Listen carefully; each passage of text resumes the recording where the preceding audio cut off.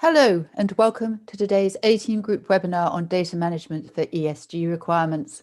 My name is Sarah Underwood. I'm an editor at A-Team Group and will moderate today's webinar.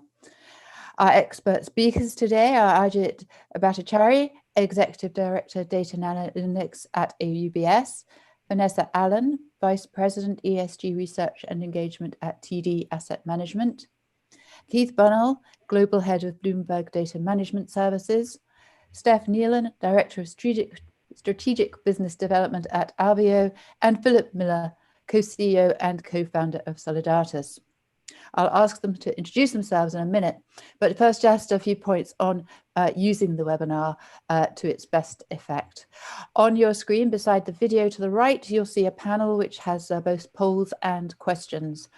We have 3 polls today, so they'll come up in the little box with polls and you'll be able to answer those. Please do so we can gauge your opinion. In the other panel questions, that's where you can put your questions for the experts. Please do that. They're all here and ready to help you and answer those questions. Put them up whenever you like, and we'll try and deal with them as we go through the webinar and not leave them to the end. So please do use those facilities. Anyway, enough of me, and let's come back to our speakers. And Ajit, please would you be first to introduce yourself? Sure. Good morning and afternoon, everybody. I'm Ajit Bhattacharya at UBS Asset Management, and been working on the ESG topic for a good part of the last 2 years, I think. Been in the financial industry for over 20 years now. Thank you. Okay, Vanessa. Hello, I am with TD Asset Management on the ESG Research and Engagement team.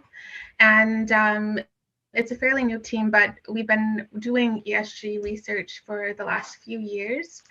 And prior to me joining the investment industry, I have background in public policy. So I've researched economic development, different government policy issues back in the States. Thank you. Keith. Hello, everyone. Keith Bunnell from Bloomberg. As Sarah mentioned, I am the global head of Bloomberg Data Management Services. Been with Bloomberg now just about 21 years and spent pretty much all of my career on the data side, both from a sales and product perspective. Thank you. Steph? Hi there. You've got your mute button on, I think, Steph. That's it. Hi there. Sorry. My name is Steph. I work at Alveo as a global business development manager for the buy side. I've been in the buy side for quite a while, like 20 plus years. And my main focus is on ESG.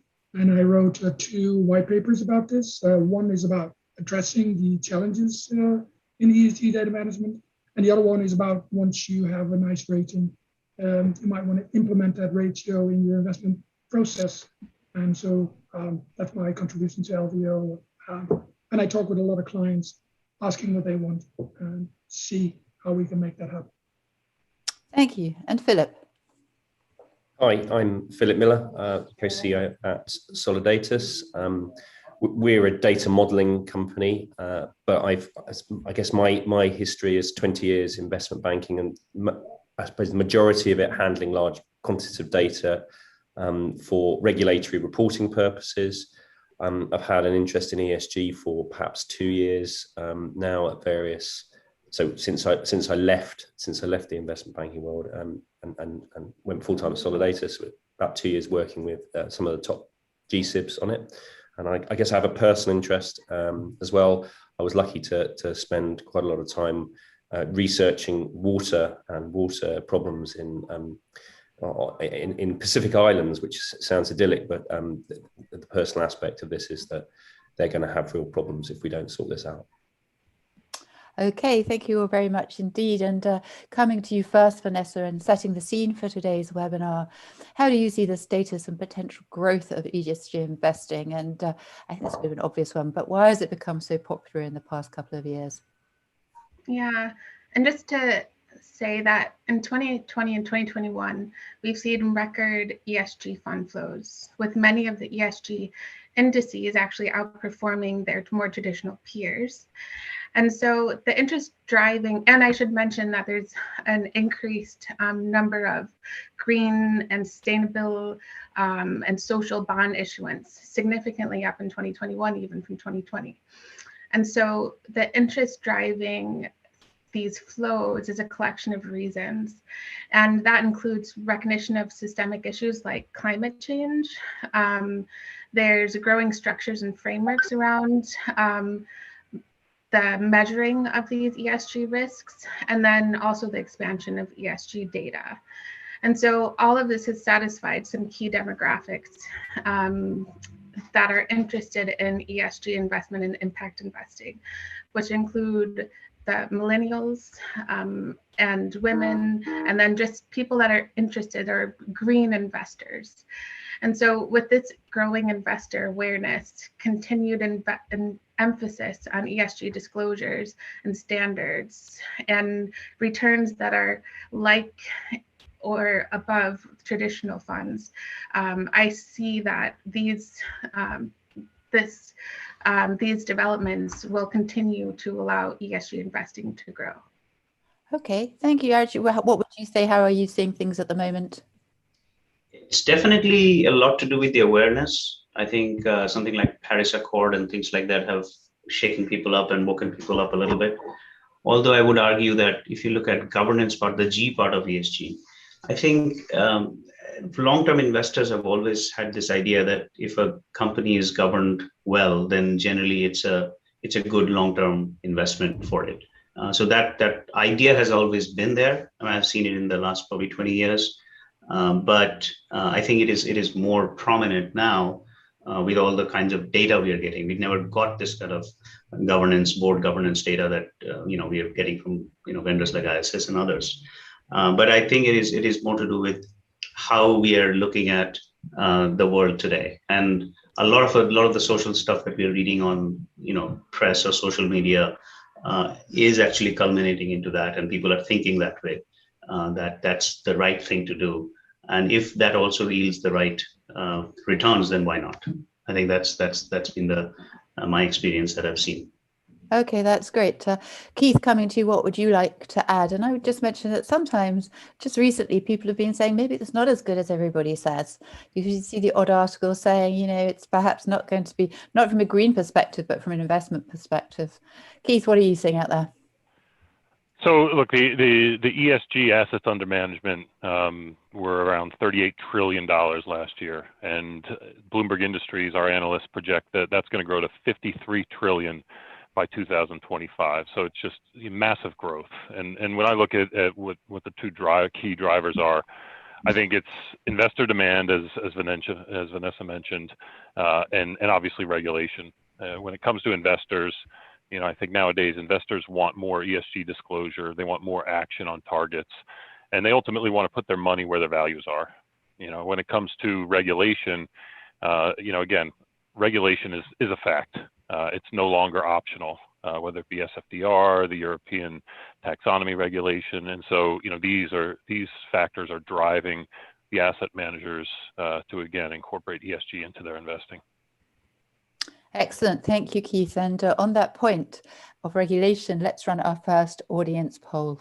It asks, to what extent is your organization ready to comply with EU and UK ESG and sustainability regulations? So while you select your answer for that, let me come to Steph to talk a little bit about those regulations that are being set out in the EU and the UK now, and what impact they will have on investors and investees. Yeah. Thanks, Sarah. That's really interesting, because I heard these numbers about many trillions going in this way. And if you look at the PRI, the Principle for Responsible Investing, they saw signatories of assets under management somewhere in the area of 103 trillion. So it's definitely coming our way, but there's also a large wave of data coming in all sorts of ways. So regulation might help to get some structure in this. And we look at, especially here in Europe, 3 regulations that really are going to change how banks, brokers, asset managers, asset owners will behave. And the first one is SFDR, the second one, EU taxonomy, and then the NFDR is sort of, I'd say, interlinked into that. But focusing on SFDR mostly, most people probably already know, and if you don't, it already started. And by this time next year, you're going to have to report as a European asset manager. So you're going to have to report on some 18 mandatory fields. You're going to have to choose maybe 2 from the 46 optional fields. And you will have to then offer, if you got products to sell, that on your website, your official website, your fact sheets, your prospectus, whether you are either green, light green, or whether you are gray. If you're really green, then your fund has specifically sustainable goals. Light green, it might be more that you're promoting certain characteristics. And gray, obviously, you don't really do anything at all. So those who manage money, they potentially need to source data from many places to make it and become compliant. And that in turn requires you to have what we call an ESG normalized model. If you need to source from many places, then you want to make sure that in a structured way that falls into your model, because there might be one provider that gives you one value and another provider that gives you another value, but you want to sort of then normalize this. And then finally, if you have normalized all that data, you probably want to calculate all these metrics. And so you need something what we call as an ESG master on top of your security reference master to combine all this data and maybe pull some data from your IBOR systems to do all these calculations. And so we really think this is happening across the board. Everybody else is doing it, and you definitely don't want to get left behind. Okay, so those are some of the compliance issues. Let's see how our audience is getting on with the regs. Okay, well, Steph, can you see that? What do you reckon on that? I can. A bit of a shocker, I guess. I thought most people would be, not exactly ready, but started on this already. And yeah, they have started and they're working hard. So I think this is just evidence of what I said. This needs to be ready, especially certainly here in Europe, before next year, this time. And yeah, people are trying to find all sorts of solutions to just comply. Okay, thank you. So before our next question, let's run another audience poll. This is rather unusual, 2 in a row, but this one asks what challenges you are finding in terms of data sourcing and data management. So if you'd like to tick on this one as many of the boxes as you like, while I come to Keith to talk about some of the challenges of ESG data sourcing and data management as he sees them. Keith. Sure. So ESG data is wide and dispersed. I think it feels like there's a new vendor and additional metrics come across my desk almost every single day. So naturally, this creates challenges around onboarding the data, combining and linking all the data together, and then ultimately making it accessible to the different systems and applications that require the data. And firms need to be able to quickly and easily onboard new data sets. So again, the first thing that you need to do is onboard the data. And one of the challenges is that every vendor has different formats, uses different identifiers, they have different delivery frequencies and timings, and so this can be difficult for for asset managers to manage themselves. Next, again, you need to combine and link all the data to make it more usable for the systems and applications. Again, with no consistency of identifiers, no standardization, and oftentimes the data is sparse in coverage. So that, again, creates a real big challenge. And really, in order to fully leverage the ESG data, you really need to link it to your holdings, to funds, benchmarks, indices. And again, there's a lot of work that is involved there. And then finally, once all the data is loaded and linked, you need to make it accessible to your systems and applications. And as with other traditional data sets, it's important to have consistent data across your firm, across your applications, and not have operational risk of potentially having certain data in some systems and not in the others. So, we're seeing ESG data is being incorporated into research, screening, portfolio construction, risk, compliance, regulatory reporting, really across the board. And all of these systems often have different ways of ingesting data, and so it's again important for again clients to have flexible ways in terms of bringing that data in, again, in order to reduce the time to market and get the maximum ROI. Thank you, Philip. What challenges do you experience with your clients? Well, this is one of these cases where you go second, and quite a lot has already been said. So I completely agree with everything that Keith said. But I guess I can add a couple of little bits of color. I mean, my world is all about the supply chain in many respects, so the supply chain of data.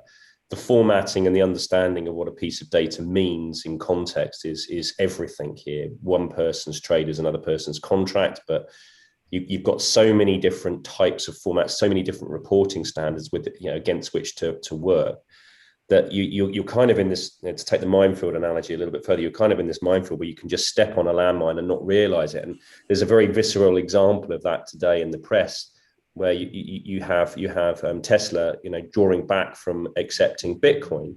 And the principal reason they've done that is because the supply chain of Bitcoin production is fossil fuels. Right? And in the wider sense, yes, of course, we'd all like to think of something like a cryptocurrency being a good thing, and it's very, very it's got all the good stuff. And this isn't about Bitcoin itself, but the supply chain of Bitcoin, depending on where you kind of get it from, where it's mined, you have to know your vendor, but you also have to know your vendor's vendor. They are going to have different formats of data. Again, the supply chain of data isn't in your control. And it may not be in your vendor's control either. It may be several hops up from them. So simple decisions are becoming, they're becoming something that you can't just push a button anymore and expect no consequences. And so for me, coming from a world which created almost the straight through regulatory reporting over a decade ago now, you're going to see the same thing where everyone's going to expect an up-to-date view of everything, everything above you. Everything that's gone into your supply chain, you're going to expect it as part of your deal, and you're going to expect to be able to consume it in a format that you can use and then pass on as well to your, to the people who are consuming from you. And this is where there's obviously opportunity, but at the moment the standardization is just not there to make that easy. Okay, that's great. We'll come back to that. Can we see the poll results, please? Philip, would you like to comment on that? I think you've just used the word standardization. My last comment stands. The standardization is not there. And well, there'll always be too many data sources. I think that's a given. I wouldn't imagine that the world is going to collapse the amount of data we're going to have to consume overnight. But the standardization element is the key. If things are standardized and transparent, you'll be able to sort the quality out. But at the moment, the wood's for the trees. You won't be able to assess quality without standardization. Right, absolutely. Okay, I'm sure we'll touch on standardization again. And Vanessa, coming to you, how do you see the role of the sell side? No, I'm jumping ahead of myself. Let's go back a bit. Sorry. Steph, coming back to you. How can asset managers select the best ESG data vendors for their strategies? And what should they be looking for in terms of methodologies and scoring systems and so on? Yeah, there are many different sources been said already, and it's very difficult to have a fair and objective comparison, because what they do, where they are very different in their own nature. They gather different data points. So the best approach is to find, let's say, a vendor data that augments your existing views. So there are many commonly available data sources, and it's typically coming from the corporations themselves. So you would see corporate data, and that is being published by the companies themselves, which is very inner-directed, very subjective, or simply just incomplete. And could potentially be subject to greenwashing. So if you're managing money, you might wonder how you can benefit the best way from being enriched by what a community view might be on the matter. So I would say go with standard sources, but also go with so-called outside-in approaches, where data is being collected through news, local news, maybe even media, social media, maybe law firms, and just make sure that you have that complete 360 view. Because it is difficult enough if you let all the raters and all the agencies have their ratings next to each other. You might see that they differ by themselves. So if that happens, the question is, I want some kind of control group data set that says which one is probably closer to the objective truth and which one isn't. Or if they are very aligned, then you want to have it as a control group saying, but does the rest of the world see it in the same way too? So I think that's what you probably want to do. Then you want to have, again, a normalized model to make sure that you are comparing apples with apples and oranges with oranges. And what you have seen in the market, or what we see, is that a lot of clients just start using raw data, forget about the scores that a vendor might derive. I just want to be able to derive that score from raw data, enriched with my in-house data, enriched with the 360 data. Okay. So okay, thank you. Vanessa, what would you say here in terms of selecting your ESG data vendors? I would echo some of the same things. For TD Asset Management, we use ESG data for multiple reasons, to analyze our investments, to inform some of our engagements with companies, and also to develop product. And so we are looking for informative and transparent data. And like Steph said, we like when we can go beyond the ESG ratings, the overall ESG ratings, and get a bit more granular. We want to understand the high level view of a ESG data provider on a particular company, but we want also to understand the more granular inputs in order not to oversimplify and better inform our perspectives. And most data providers are providing coalescing data around company disclosures, but we do find it interesting, some of the sentiment data that Steph mentioned, as well as potentially what data has come from government sources and even satellite data. And so with the sort of what your use case is, you have to sort of evaluate what are how you want the data and what sort of information you're looking for. But in terms of some of the basics, I think reliability and coverage are significant elements in terms of our evaluation of data providers. We want sufficient history. We want low frequency of errors. We want transparent and timely data updates. And in terms of coverage, we look at the coverage of beyond developed markets. Are small caps covered well?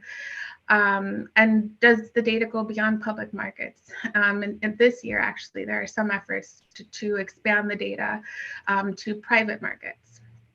And are municipals covered?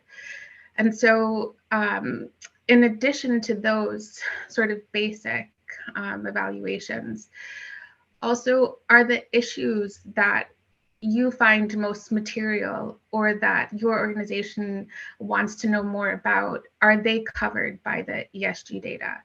So for example, diversity data has been lacking, but over the last year or so, it's been a topic on everyone's minds.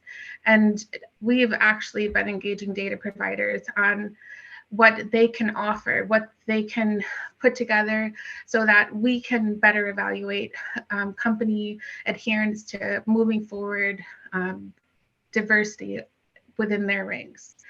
And so, and we've seen that some of the data providers are improving their diversity data. So it's definitely a plus.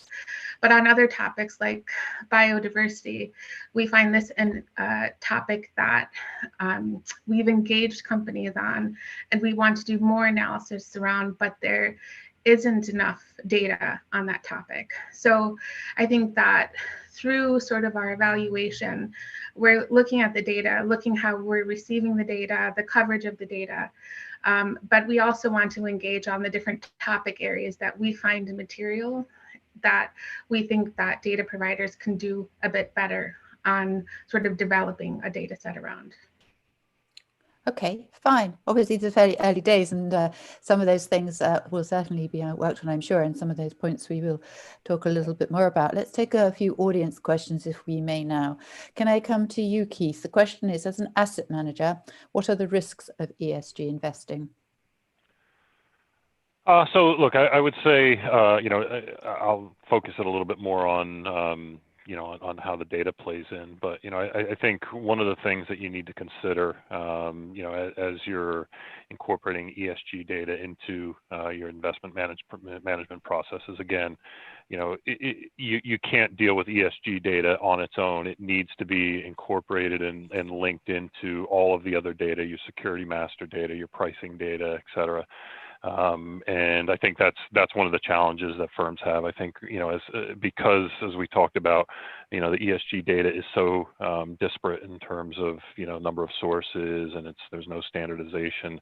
I think what is happening right now is a lot of firms are really doing this manually. They're maybe using Excel spreadsheets, and again, that's just prone to errors. And I think, as you look ahead and as you plan ahead, I think it's really important to bring together the ESG data along with the traditional data sets, the security master data, the pricing data, as well as, as Vanessa mentioned, there's all sorts of alternative data out there. There's supply chain data, there's satellite data. So really, as firms look and plan ahead, I think they really need to look at, what are going to be my long-term data requirements, and how do I bring all that data together, have it all linked together? Because if it's data sitting in different systems, again, the challenge there is that, you're not going to have the full picture. And what we're finding is that customers, again, they want the typical business rules and validation logic that, that they've had over the years.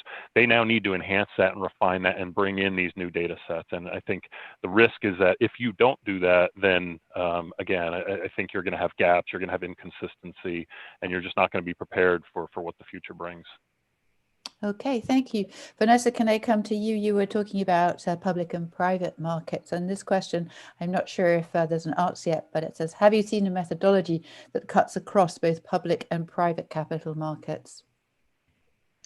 Actually, most of the data that we have brought in is covering public markets. And so we have relied upon our own internal sources to sort of evaluate our ESG, our sort of ESG risks in portfolios holding instruments in the private market.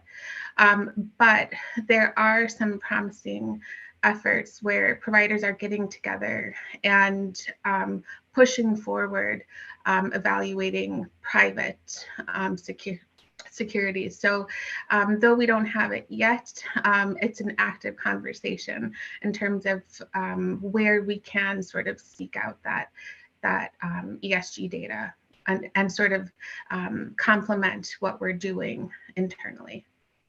Okay, thank you. And I think perhaps one for you, Arijit, and I'm not sure again how easy this one will be to answer. It says, how can investors identify companies that have good ESG scores? This data is often provided by the large companies. How can individuals or smaller companies access this data? There are, I think, plenty of sources probably, but please tell us. So it's not about the smaller companies, it's about the smaller companies acquiring ESG data. Is that what it is? Yes. Yeah, so it's a tough one. I think Keith alluded to that. It's a every day a new vendor comes along, and then you have there are 400 different parameters they're actually going to. I mean, we struggle with it. We don't even know which one to hone in on. So no real answer to that. I think it has to be commingled with every other data points that you're getting about an issuer. Even then, it's a struggle. I mean, you probably have to come up with an internal consensus score. So even I think the smaller firms should take, uh, you know, safety from the fact that even with so much data, this is not easy for even the larger firms to actually pour through that and actually get the right signals. So there is a lot of manual steps. There is a lot of spreadsheeting going on.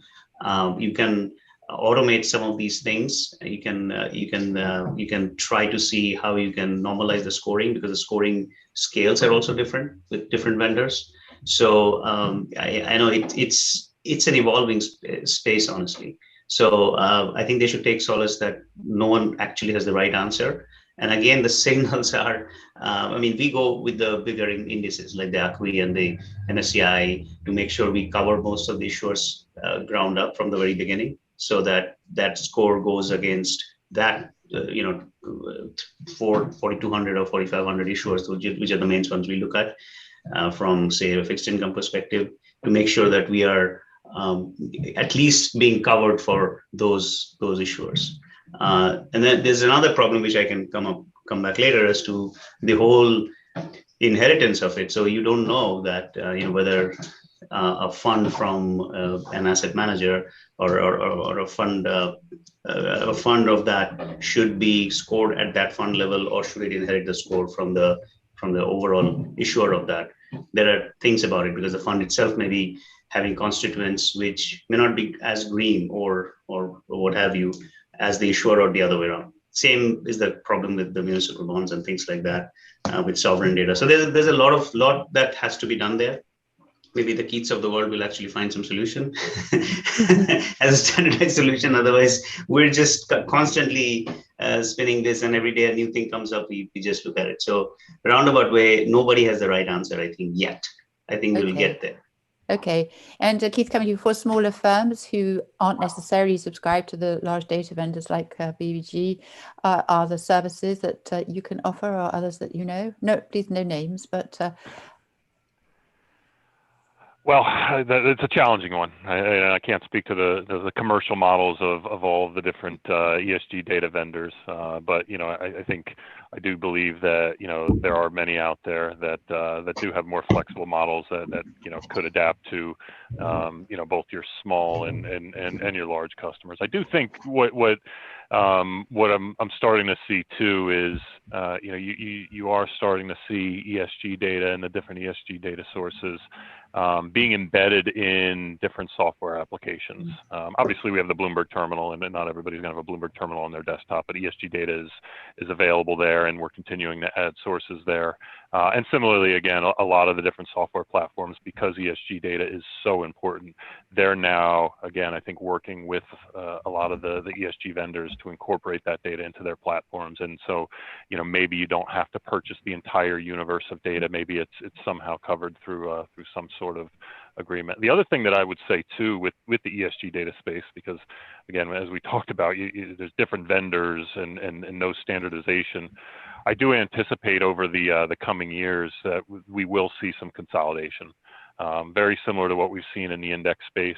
I think what you'll start to see is again, a lot of these smaller, more niche data vendors will likely, be acquired by some of the larger vendors. So I think over time you'll start to see some more standardization. I think you'll start to see a few of these big players that will really cover the majority of the data, and again, I think that will help. But again, who knows how quickly that will happen? And there will always be these niche data providers that are going to cover a specific industry or a specific type of data set. So again, it's going to be an interesting space to watch over the coming years, because also as I think we've all been through, when there is consolidation, it's not as if you snap your fingers and now all of a sudden all the data is magically tied together and linked. It takes time. So it's going to be a long journey, but I would say thinking ahead 5 years from now, I think we'll be in a very, very different place. Okay, fine. As you said, lots of data, lots of access. We don't know quite how it's going to work out yet. So coming back to our questions, and Vanessa, coming to you, how do you see the role of the sell side in ESG data provision to the buy side, and how's that panning out? So in terms of the sell side, they're definitely expanding their ESG research, and some have their own dashboards of ESG indicators. And so I find that super helpful. And I also see the sell side helping inform sort of our views on what is most material for various sectors. And so we sort of have the SASB framework, the Sustainable Accounting Standards Board framework, but it's nice to understand the sell side, the various views from the sell side in terms of what's material for the different sectors. And then I also think that the sell side can help inform investors in terms of the trajectory of companies. So not just the current state of things. So in my view, I want to know the current carbon emissions, but also how well is the company executing on their climate transition plans? And any data around companies that are underappreciated and actually improving on the ESG front. They're not there yet, but they're improvers. And so what I hope to get more of sort of as the sell side sort of expand their ESG offerings is sort of how their ESG scores, as they develop them, feed into some of the, or influence their top or bottom picks, and making the links between the ESG data and sort of their valuations. Okay, thank you. I think got a lot to see coming there as well. These are early days, I guess. So considering all these challenges, and we've certainly covered quite a lot, Philip, what best practice data management approaches can asset managements take to regulatory requirements for disclosure and sustainability reporting? Obviously, there are an awful lot of variables here. Well, there are, and we've touched on some of them. So the standardization thing is important. We've been bashing on about this. Sort of the data officers have been bashing on about this for years now. It's really hard to make things stick if you're trying to work out what something means all the time. And so the very first thing is know your own data and have a proper catalogue of its meaning, and try to single source things if you can, so that there's no variance or possibility that you could be introducing complexity into your own reporting. I think that then is a good place to start, and once you've got that in place, you want to be able to then translate that into a good reporting standard, so something that's transparent and easy for people to consume.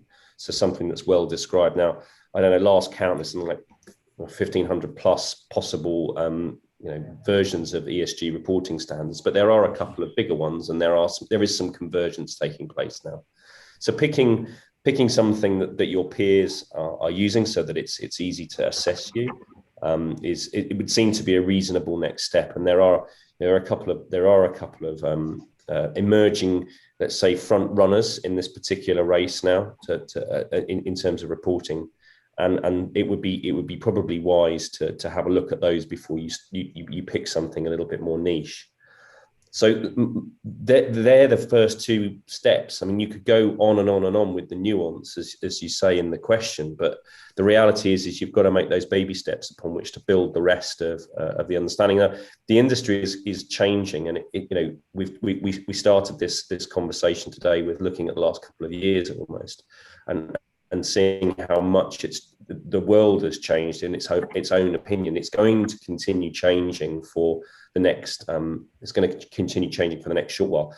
The teeth are starting to get there, and as the teeth get, if you like, sharper, there's going to be much more convergence. And if you haven't done those standardization steps, as the convergence happens, you're going to find it very difficult to hop between standards, particularly if some become mandated. So getting those baby steps right is the absolute key here. Excellent. Thank you. Steph, what would you say here? Yeah, I mean, many things have been said before. What I really want to home in is to what Keith said and what Arjun said is that there is so many sources and it's difficult, and we're waiting for standardization to happen. But what do you do in the meanwhile? I mean, when there is no standardization, I really think you should. There is a need to multi-source, and you have to create your own combined single version of the truth with a model. You then need to, what I said before, combine your inside and outside views to get a more comprehensive and closer, less subjective view, less biased view, a little bit more close to objective. Because I really think that ESG brings a whole new dimension to investing and for some time to come. But once you've got all that data coming in, you need to clean it, you need to normalize it before you can compare scores. And then once you have done all that, you still need some kind of analytic capability to derive your own scores such that you can make it weigh in your investment decision. I hate to say it, but a spreadsheet is not going to do the job. You need something bigger to just manage that. Okay. Arijit, as a practitioner, what would you add there? What sort of approaches are useful here? Yeah, I think it's in the end we go down to look for us. It's all about where we should invest, and that's generally back down to an ISIN or a security. So how do we bring it down to that level? And then we have some exclusion logic stuff like that we have put in, that these should not be inheriting scores, etc., and they should be independently measured and that kind of stuff. We also have developed something like a consensus score internally because and those things, there are some analytical models out there. We do still require somebody to kind of tick the box saying this is good to go. Another thing you'll see that although we're getting bombarded with this kind of ESG data, typically these vendors will only rate a company maybe once in 46 weeks or almost close to a year kind of thing, right?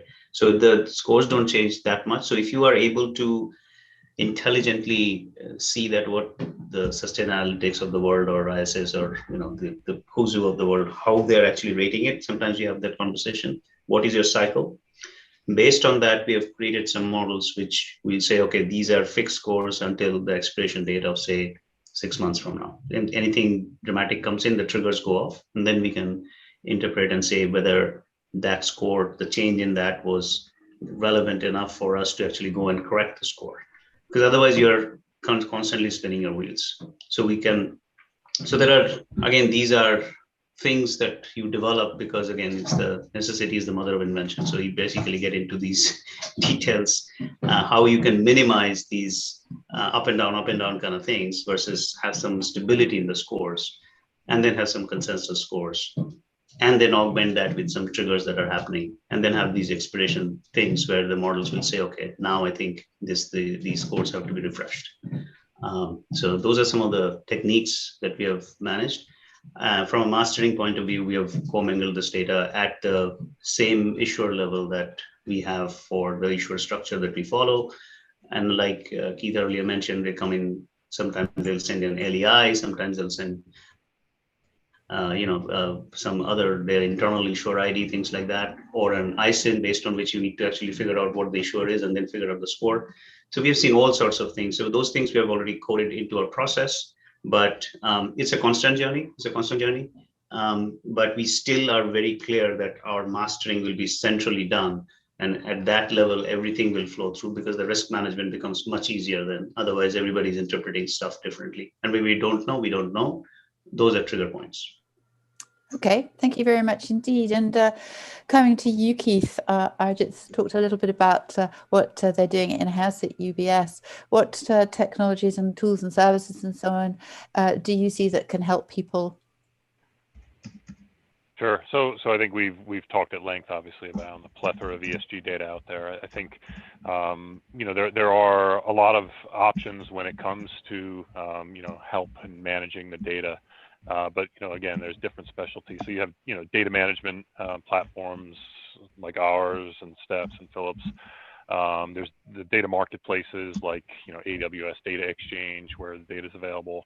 And then as we talked about earlier, you're starting to see more of this ESG data being embedded in different software analytics.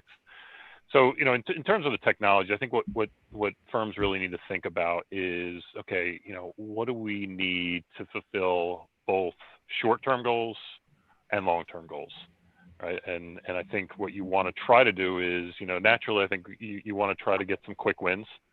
But then at the same time, you don't want to be short-sighted and do something that you're going to have to unwind in the longer term. And so, I think the factors that you need to think about when you're thinking about the different tools that are out there and services, one, you want to be able to quickly onboard new vendors and data sets. Two, as Arjit just talked about, you want to be able to distribute that data across the company hierarchy. So again, as he mentioned, many of the data vendors will provide the data on a particular issue, and that needs to be mapped up to the issuer. Or they provide the information at the parent company, and that needs to be pushed down to the subsidiary. So there's a ton of logic in there, and again, I think there's platforms like some of ours that can help do that, because we have a lot of experience in doing that with other data sets. And then there's other just raw platforms where here's the data, and then you leave it up to yourself. So you need to kind of think through that and how you're going to handle that. And then again, as Arjit mentioned, you want to ultimately bring all this data into one central master. Again, not just ESG data alone. You want to combine it with all these other data sets, and so you have one central, again, source of the truth that then all your systems can access. And then as you turn towards being able to access that data, you want to have flexible delivery options, because every system, every application has a different way of ingesting data. So some will support SFTP, some will support APIs, and perhaps some data, you just want to have a user interface that you can interact with. So these are all the things that I think you really need to consider as you're putting together your plan, because at the end of the day, you want to reduce your time to market, but you also want to future-proof your systems and make sure that what you're implementing today is going to be scalable and is going to solve your needs a year, 2 years, 5 years from now. And I know that's hard, but again, if you put in a flexible and a scalable platform, it should enable you to do that. Excellent, thank you. Philip, what would you add here in terms of useful technologies, tools, services? Well, I think keeping it simple at this stage, you want to have something that's open and something that you can like Keith said, you have to have something that's integratable with. If you keep the formats fairly flexible in your own sense, then you'll have the ability, the flexibility to change platforms later if you need to. I think with all these things, you want to have an agile platform, so something that's going to keep pace with you. I mean, this is stuff that you're trading off of, right? So you want to be able to be quick to get stuff in and quick to make changes as your understandings change, and they will do. If I look back, to what happened over the life cycle of the first year of Dodd-Frank, the amount of times we redefined the standards while we were building, the systems underneath. You were talking about 40 or 50 standards changes within a year of one field, and all the while we were having to use that data, not just for testing, but it was actionable information as well. The other big learning is that there is a and this is a trend over lots of things. There's a real mixing of data management and that data being operationally effective. So as your understandings are changing, you're having to change definitions and then change the use almost immediately. And I think this lends itself to the sort of newer generation of technologies that allow for a lot of people to be interactive with the definitions of the data, but also the use of the data. So it's a much more operational use of data. And this is one of the big learnings, I think, that over the last 10 years is that you have to be able to take data in context. You have to be able to be flexible about the understanding and how it's used within that context, and also be jurisdictionally aware, because the different jurisdictions out there are going to want different requirements. So your understanding of particular pieces of data may be nuanced over different parts of the world. So one piece of data might be one thing in the EU, another thing in the United States, and a whole different thing in Asia. and being able to be aware of the data in context is extremely important. And technologies just have to be able to support a lot of people having input over data and sort of have conflict resolution in them as well. Okay, thank you very much indeed, Philip. And let's sort of pin another couple of audience questions. And Arijit, you mentioned earlier fixed income. Maybe you'll be able to help here. Question, can you touch on the fixed income ESG data challenges you are seeing with getting specific ESG metrics and impact on the funds raised by green or social bonds and aligning them with the EU taxonomy? Yeah, it's a lot of questions in one question. Yep. I think the issue with the fixed income data is, and I'll give you one simple example without naming the companies. We found that this particular subsidiary had revenue from alcohol more than its total revenue. So think about that, right? So we went back and figured out what was going on. Figures that it was acquired by, I won't name names, but probably the largest online retailer in the world today. And that revenue got percolated down to this. And people were not buying this particular bond issued by this subsidiary because of that, while this subsidiary was actually a grocery store. So we've seen things like this is a real example. And we spent probably a good part of 3 weeks figuring this out. But so the issue with that is that how, and Keith alluded to that also, how you move up the chain, then bring it down the chain, the ratings, that actually affects a lot of these investments we're doing in the fixed income space. Municipals are a whole different ballgame. Sovereigns is another ballgame that is not easy to tackle. You will find a South African ISIN given, which is completely private, made up ISIN. You'll never even find it in the market. And now you don't know how to rate a South African bond. So we have seen all sorts of these nuances. Every time we see something like this, we have to go back to the vendor and ask the question, get them on a call, explain the things, and then actually refine our process. But overall, I think what we have seen is the way we have gone after it is we look at the global ag. You have 26,500 securities, bring it down to about 4,200 or so issuers, make sure those are actually perfect. So you do the hard work beforehand so that at the point of investing, at the point of research, you don't have those problems. So whatever problems you have, you actually have kind of predicted them and said that, look, these 25 issuers, we cannot rate them properly on ESG. But that's much better output than saying all 4,200 are now questionable. So we have kind of narrowed down the problem to that level. The other issue we have is that these funds themselves get rated separately. You have to be careful if you're inheriting scores, what not to inherit. So there is an exclusion logic you have to put in place so you don't wrongly put a fund as a green fund or a good ESG scored fund when the fund itself probably is not ESG rated because the fund itself has its rating. So, no silver bullet.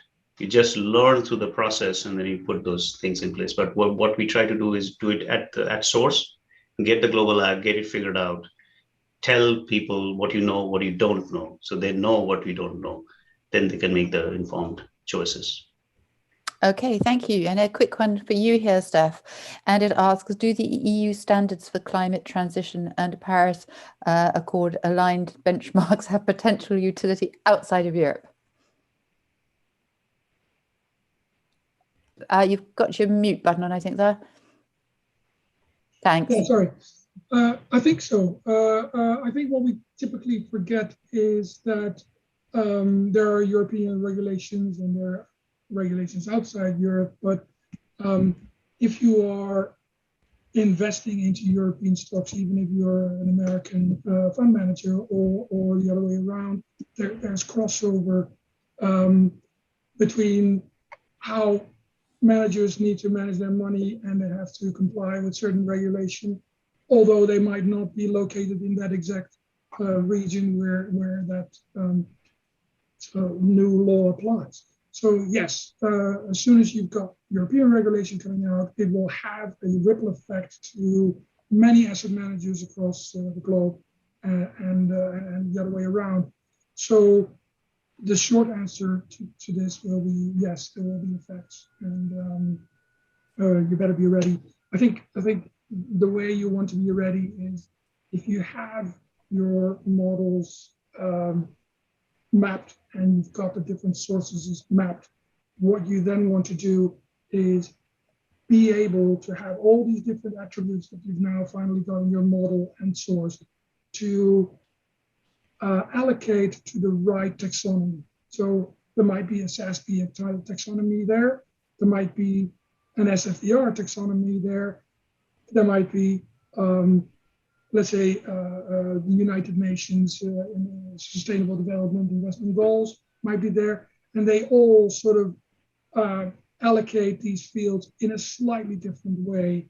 But you want to sort of be able to manage all that, to see those new regulations that are coming in thick and fast, that you can manage them. Okay, thank you very much. Thank you for all your questions to our audience. And let's run a very quick final audience poll. We probably don't need to talk about this one, but here is the question. What are the benefits for successful ESG data management projects? And Philip, while everybody places their votes, could you say a few words about how you see the benefits? The benefits, well, it's going to be critical over the next years to getting this right. People who have got it wrong are going to see share prices hit, investor confidence reduced, all sorts of things like that. At the moment, it's peer pressure. Later on, it's fines. I've watched in horror as people have kicked the can down the road in previous regulatory cycles, and I think this one it's potentially so big, and it's involved in every decision, pretty much right from the top of the house to the bottom. Now that getting it right now is the cheap option. I can't stress that enough. If you get it to a place where you're going to do this at the last minute, or you realize you've got it wrong, it's going to be very expensive. Okay, fair warning. Let's see the poll results, if we may.